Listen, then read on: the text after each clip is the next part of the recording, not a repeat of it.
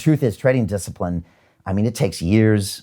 You could argue decades. I remember sitting next to some salty, old proprietary traders on the trading floor at Bankers Trust, and you look in their eyes and they got the lines on their face, you know? They've just been there, done that. They've seen the emerging market crashes. They've seen the Asian crashes. They saw the Latin American crashes. They've seen it all.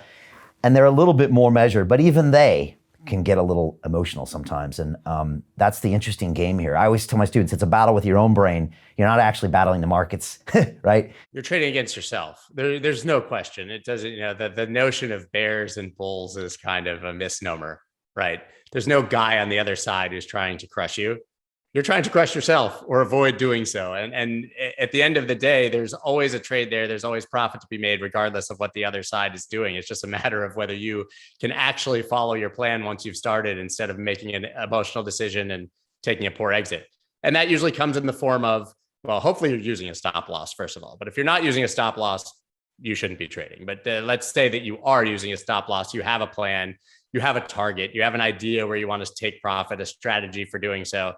That's all good and well when you enter the trade, but we know that once it gets going, people tend to change their plan, and that's the biggest mistake people make. Your moment of clarity is when you plan it and you set your bid before it actually fills, right? That's when you're making your best decision based on what you think will happen. Once price starts dropping, it's purely emotional. There's no more rational analysis you're doing to better your trade. All you're doing is trying to convince yourself to move your stop loss down.